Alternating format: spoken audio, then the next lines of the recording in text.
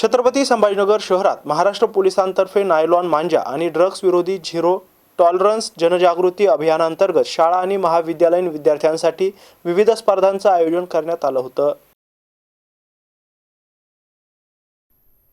शहर पोलीस आयुक्तालय अंतर्गत सिटी चौक, वेदांत नगर, बेगमपुरा आणि क्रांती चौक पोलीस स्टेशनच्या संयुक्त विद्यमाने देवगिरी महाविद्यालय, रेल्वे स्टेशन रोड येथे हा उपक्रम राबवण्यात आला। या कार्यक्रमात निबंध, चित्रकला, कविता, भाषण तसेच मूकाभिनय स्पर्धांचा समावेश होता। नायलॉन मांजामुळे मानव व पक्ष्यांच्या जीविताला होणारी हानी, ड्रग्ज आणि व्यसनांचे दुष्परिणाम, महिला सुरक्षा, सायबर गुन्हेगारी प्रतिबंध आणि पोलीस नागरिक संबंध या विषयांवर विद्यार्थ्यांनी उत्स्फूर्त सहभाग घेत प्रभावी सादरीकरण केले।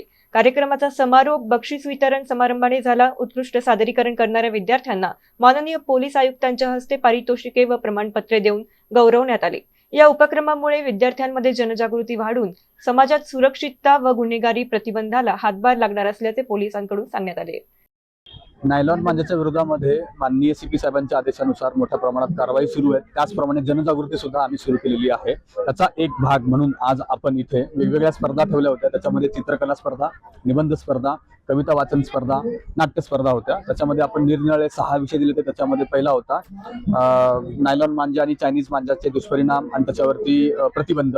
त्याचबरोबर नशामुक्त भारत आहे, सायबर विरोधी अभियान आहे, पोलीस एक मित्र, असे विविध विषय आपण दिलेले होते। त्याच्यामध्ये खूप मोठ्या प्रमाणात उत्स्फूर्त असा प्रतिसाद मिळाला। शहरातील वेगवेगळ्या शाळेतून, महाविद्यालयामधून मुलं इथं आलेली आहेत।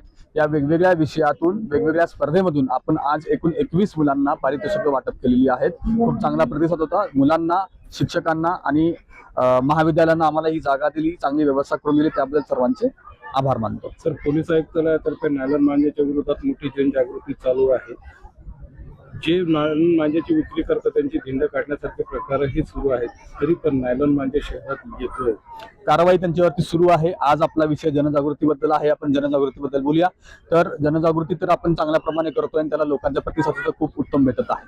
आणि सर, नागरिकांना काय आव्हान करतो? नागरिकांना मी आवाहन करेन की आपल्या मुलांच्या हातामध्ये नायलॉन मांजा किंवा चायनीज मांजा देऊ नका। आणि मुलांना सुद्धा मी आवाहन करेन की तुम्ही अशा प्रकारचे नायलॉन मांजा वापरू नका, जेणेकरून कुणाला हानी होईल, पक्ष्यांची हानी होईल।